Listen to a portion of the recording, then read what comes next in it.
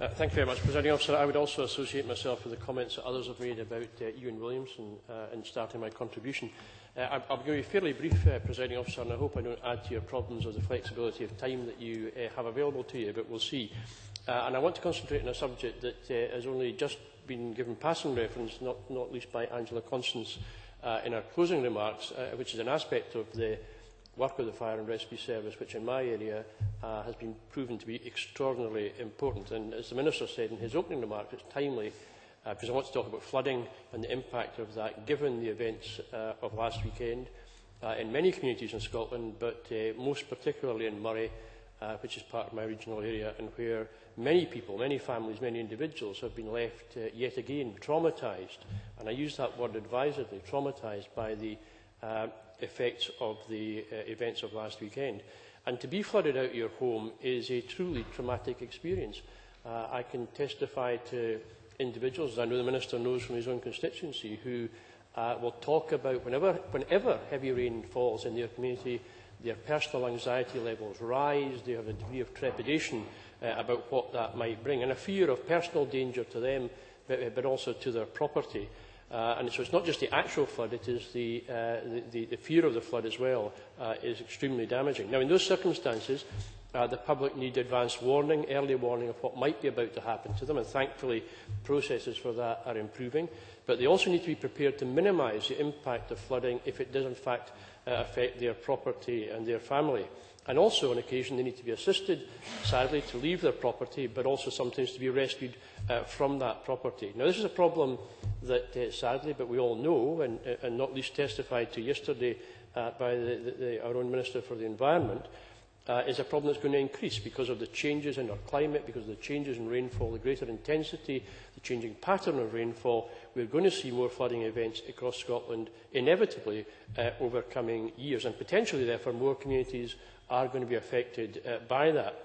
And it's not always possible, partly because of the force of nature and partly because of the unpredictability of these events, to 100% protect every property in Scotland from flooding. So there's always going to be a rescue element required, and there's always going to be more work required to help people prepare for these events. Now, in the Rural and Environmental Affairs Committee last year, when we took evidence on the flooding bill, we heard very effective evidence about the lack of coherence sometimes in the response from emergency services, and a requirement for greater clarity over time in roles and when to act. And that resulted in potential amendments to that bill, which in turn resulted in a lot of cross-party discussion, I have to say, with the Minister about how to handle this matter.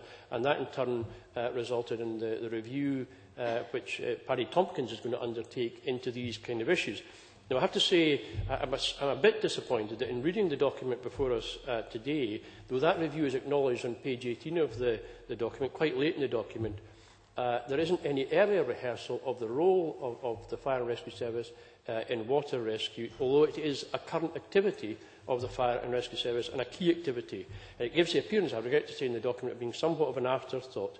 And there's no rehearsal of the potential role for the future or the context in which we're operating, which may require that role to be enhanced. I think that's an omission. I'll come back to what I hope the Minister might do about that in a moment. Now, I'm pleased to say that in Moray over the weekend, the Fire and Rescue Service, as they always do, played a vital role in helping the communities in Elgin and Fochabers and more widely than that. They were highly professional. They provided reassurance to the communities that they were operating within. They provided support to individuals as they helped them leave their properties or indeed rescued them from those properties. Now, there are always lessons to be learned from these incidents, and in that area you've got a Fire and Rescue Service which is extremely practised in how to deal with these incidents. Not every service has had that much practice in their experience. Now, I believe, Presiding Officer, the Fire and Rescue Service is very well placed for a key and enhanced role in water rescue into the future.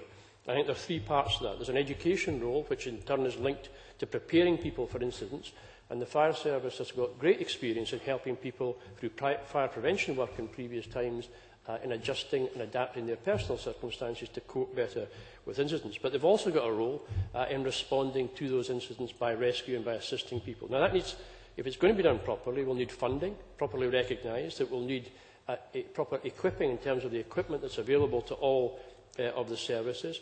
And as many members have mentioned today, and as the FBU draw particular attention to in their briefing, it's going to require training in those incidents.